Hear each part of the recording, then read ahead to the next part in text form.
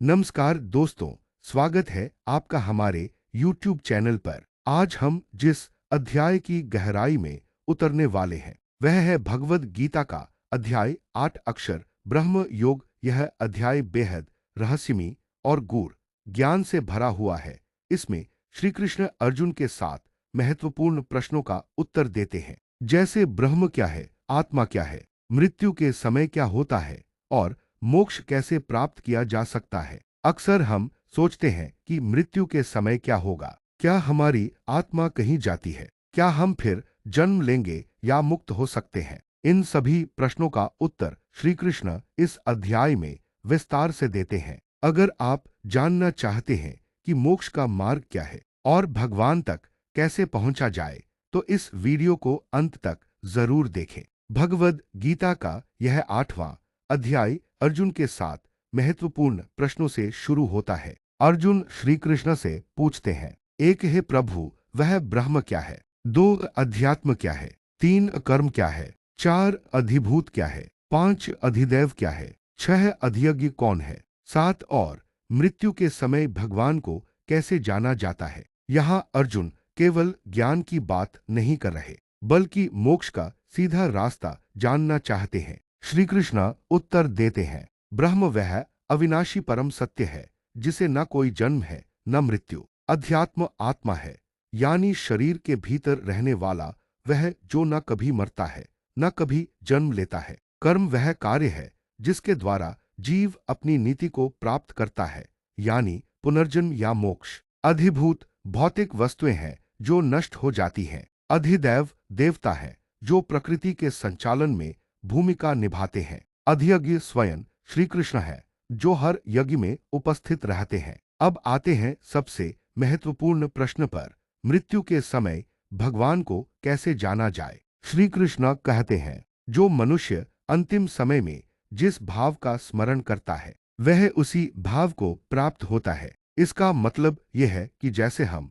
अपने जीवन का अंत करते हैं वैसे ही हमारे अगले जन्म की दिशा तय होती है। लेकिन अगर कोई व्यक्ति अंतिम समय में मेरे यानी श्री कृष्ण का स्मरण करता है तो वह मोक्ष को प्राप्त करता है, वह जन्म मरण के चक्र से मुक्त हो जाता है। अब सवाल उठता है, क्या केवल मृत्यु के समय भगवान को याद कर लेना काफी है? श्री कृष्ण कहते हैं, नहीं, ऐसा तभी संभव है जब व्यक्ति पूरे जीवन अभ्यास करता रहे। हे अर्जुन, जो मन को एकाग्र करके मुझे सदा स्मरण करता है वह मुझे अवश्य प्राप्त करता है। इसका अर्थ है स्मरण, भक्ति और ध्यान, ये तीनों मोक्ष के द्वार खोलते हैं। जो व्यक्ति जीवन भर भगवान के नाम का जाप करता है उसे मृत्यु के समय डर नहीं लगता। श्री कृष्ण आगे कहते हैं, जो व्यक्ति ओम इस अक्षर ब्रह्म का उच्चारण करता हुआ शरीर त्यागता है वह परमगति को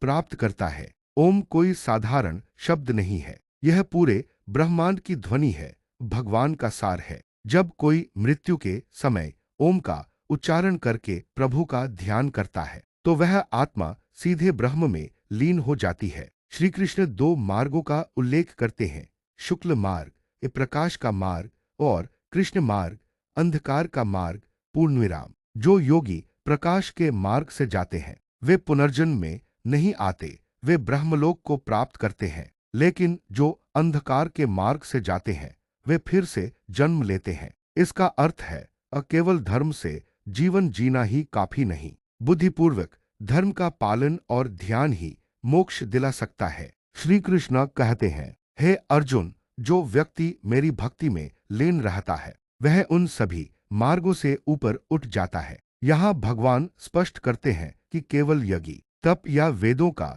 पाठ करने से कुछ नहीं होता जब तक वह निष्काम और भक्ति से युक्त न हो। तो इस अध्याय से हमें तीन प्रमुख बातें सीखने को मिलती हैं। एक, मृत्यु के समय स्मरण वही कर सकता है जिसने जीवन भर अभ्यास किया हो। दो, ओम का उच्चारण और प्रभु का ध्यान मोक्ष की ओर ले जाता है। तीन, भक्ति सबसे श्रेष्ठ मार्ग है जो सीधे परमात्मा तक पहुंचाता है। दोस्तों, यह अध्याय हमें न केवल मृत्यु का रहस्य समझाता है बल्कि जीवन कैसे जिए इसका मार्ग भी दिखाता है। अगर हम जीवन में नियमित अभ्यास करें, भगवान का स्मरण करें और कर्म को निष्काम होकर करे तो मोक्ष कोई दूर की बात नहीं। अगर आपको ये वीडियो पसंद आई हो तो इसे लाइक करें, शेयर करें और हमारे चैनल को सब्सक्राइब करना न भूलें। आपका बहुत बहुत धन्यवाद। जय श्री कृष्ण।